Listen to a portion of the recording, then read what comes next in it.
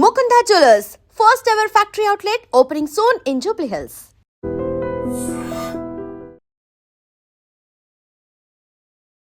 స్థానిక సంస్థల ఎన్నికలు ఈ రోజుతోని ముగియబోతున్నాయి కాబట్టి ఇక గ్రామాలల్లో సర్పంచులు వాళ్ళ పదవీ బాధ్యతల స్వీకరణ కార్యక్రమం ఉండబోతోంది 20 తారీఖున అని పంచాయతీరాజ్ శాఖ డిసైడ్ చేసినది మనందరికీ తెలిసిందే.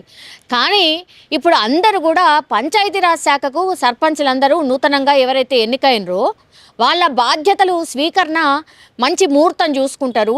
ఆ తర్వాత వాళ్ళ పదవికి సంబంధించి ఒక గొప్ప అవకాశంగా భావించి చాలామంది ముహూర్తాలు చూసుకొని కానీ ఇట్లాంటి వాటికి ముహూర్తం ఫిక్స్ చేసుకుంటూ ఉంటారు. అందులో భాగంగానే ఇప్పుడు నూతన సర్పంచులు ఎవరైతే ఎన్నిక కాబడ్డారో వాళ్ళందరూ కూడా 20వ తారీఖున వాళ్ళ పదవీ స్వీకరణ ఉంటుంది అని పంచాయతీరాజ్ శాఖ ముందుగా అనౌన్స్ చేసిన సిచ్యువేషన్. కానీ ఇప్పుడు అందరూ కూడా సర్పంచులు నూతనంగా ఎవరైతే ఎన్నికైనరో వాళ్ళందరూ కూడా ఒక రిక్వెస్ట్ పెట్టుకున్నారు పంచాయతీరాజ్ శాఖకు, దయచేసి 20 తారీఖు బాగాలేదు, ముహూర్తం అసలే బాగాలేదు, మేము ప్రజాప్రతినిధులుగా ఎన్నికైనము, మేము గ్రామాలలో ఒక మంచి పరిపాలన అందించాలనుకుంటున్నాం కాబట్టి ఆ ముహూర్తం బాగాలేదు కాబట్టి 22 తారీఖున దాన్ని మార్చండి అని చాలామంది కూడా రిక్వెస్ట్ చేసుకున్నారట పంచాయతీరాజ్ శాఖకు.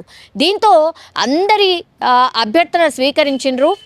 వాళ్ళందరి నుంచి కూడా రిక్వెస్ట్లు పెద్ద ఎత్తున రావడంతో ఇప్పుడు పంచాయతీరాజ్ శాఖ సరే ప్రజాప్రతినిధులు వాళ్ళే కదా గ్రామాలల్లో మంచి చెడు చూసుకోవాల్సింది, సో ముహూర్తమే బాగాలేకపోతే ఇంకా పనులు ఎట్లా మొదలు పెడతారు అనుకున్నారో ఏమో, కొంత ఆ తేదీని మార్చి 22వ తారీఖున ఇప్పుడు ఈ పంచాయతీరాజ్ శాఖ నిర్ణయం ప్రకారంగా ఇప్పుడు గ్రామాలలో ఎవరైతే గ్రామ సర్పంచ్లుగా ఎన్నుకోబడ్డారో వాళ్ళందరూ కూడా 22వ తారీఖున ఇప్పుడు మంచి ముహూర్తం ఉంది అని చెప్పడంతో 22 తారీఖున ఇప్పుడు అందరూ కూడా నూతన సర్పంచులు ఎవరైతే ఉన్నారో వాళ్ళు వాళ్ళ పదవి స్వీకరణ 22వ తారీఖున తీసుకోబోతున్నటువంటి సిచ్యువేషన్ అయితే కనిపిస్తోంది. పంచాయతీరాజ్ శాఖ ఈ మార్పు చాలామంది ఎవరైతే సర్పంచులుగా ఎన్నుకోబడ్డారో వాళ్ళ రిక్వెస్ట్ ద్వారా మార్చినట్టు కనిపిస్తోంది. ఇక మనకు తెలుసు చాలా రోజులుగా అయితే గ్రామాలల్లో పూర్తిగా అభివృద్ధి పనులు ఏమీ కూడా జరగట్లేదు. అట్లాగే పూర్తిగా గ్రామాలలో భయంకరంగా చెత్త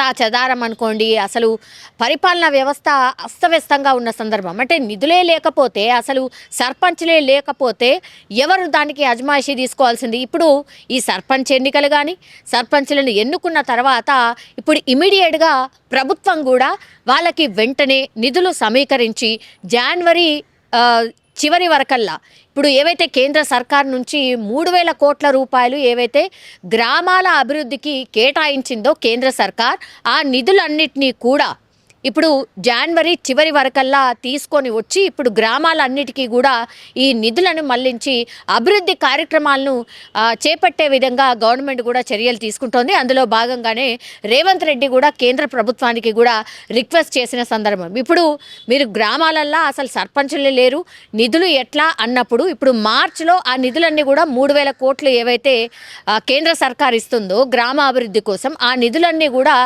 వెనక్కి వెళ్ళే అవకాశం ఉండేది, అంటే పూర్తిగా అసలు రాకుండా ఉండే అవకాశం ఉండేది. సో అందుకనే ఇమ్మీడియట్గా ఈ బీసీ రిజర్వేషన్ అనుకోండి, ఇంకో ఇష్యూ అనుకోండి, వాటన్నిటినీ కూడా పక్కన పెట్టి ఇప్పుడు అందరినీ ఒక రకంగా చెప్పాలంటే కూడా అందరినీ మెప్పించో లేకపోతే ఇంకో విధంగానే రాష్ట్ర సర్కార్ అయితే ఇప్పుడు గ్రామాలల్లో స్థానిక సంస్థలు ఎన్నికలు పెట్టడంలో సక్సెస్ అయినటువంటి పరిస్థితి. అట్లాగే గ్రామాలలో కూడా ఎన్నికల్లో అట్లాగే ఓటర్లు కూడా పాల్గొంటున్న సిచ్యువేషన్ అయితే కనిపిస్తోంది.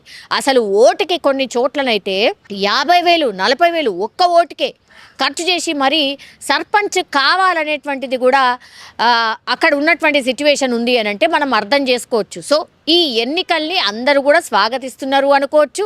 అండ్ గ్రామాలలో సర్పంచులు ఉండాలి, ఏమైనా సమస్య వస్తే చెప్పుకోవడానికి ఎవరన్నా ఉండాలి అనేది కూడా గ్రామస్తులు అందరూ కూడా భావించిన సిచ్యువేషన్ అయితే కనిపిస్తోంది.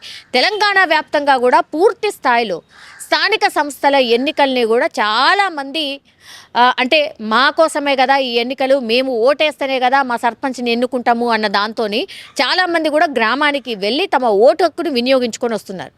అసెంబ్లీ ఎన్నికల్లో కూడా అట్లా ఎవరు పోలేదు కావచ్చు, కానీ ఈ ఎన్నికల్ని మాత్రం స్థానిక ఎన్నికల్ని మాత్రం చాలా సీరియస్గా తీసుకున్నారు. అట్లాగే ఈ సర్పంచులు కావాలనుకునే వాళ్ళు కూడా చాలామంది పర్సనల్గా ఫోన్ చేసి మరీ ఓటర్కి చెప్పడం, ఆయన వచ్చే వరకు కూడా ఫాలోఅప్ చేయడం వీటన్నిటికీ కారణం అనుకోవచ్చు. ఎందుకంటే ఈ గ్రామ స్థాయి ఎన్నికలల్లో అందుకే ఈ ఓటింగ్ పర్సంటేజ్ కూడా చాలా పెద్ద ఎత్తున నమోదవుతోంది. అదే రీజన్. కాబట్టి ఈ ఎన్నికల్ని ఆల్మోస్ట్ 3 ఫేజ్లలో సజావుగా రాష్ట్ర సర్కార్ అయితే పూర్తి చేసిన పరిస్థితి కనిపిస్తోంది. 12,000 పైచిలకు గ్రామాలలో ఇప్పుడు కొత్తగా సర్పంచులు రాబోతున్నారు. కొన్ని చోట్ల ఉద్రిక్త పరిస్థితులు కూడా నెలకొన్న సిట్యువేషన్. కానీ అంత పెద్దగా ఉద్రిక్త పరిస్థితులు ఉన్న సిట్యువేషన్స్ అయితే, అంత సీరియస్ అయిన సిట్యువేషన్స్ అయితే కొన్ని చోట్ల 1-2 చోట్ల కనిపించాయి. కానీ మిగతాయి మాత్రం కలెక్టర్లు కావచ్చు, అక్కడ ఉన్నటువంటి యంత్రాంగం కావచ్చు, పంచాయతీరాజ్ శాఖ కావచ్చు, చాలా సమన్వయంతో పనిచేసినటువంటి పరిస్థితి అయితే కనిపిస్తోంది. ఇప్పుడు 3 విడతల్లో పంచాయతీ ఎన్నికలైతే పూర్తయిపోయాయి. నెక్స్ట్ ఇప్పుడు జెడ్పీటీసీ, ఎంపీటీసీ ఎన్నికలకు కూడా నోటిఫికేషన్ రిలీజ్ చేయబోతోంది రాష్ట్ర సర్కార్. అతి త్వరలో కూడా వాటికి సంబంధించి కూడా కసరత్తు చాలా సీరియస్గా చేస్తున్నట్టు కనిపిస్తోంది.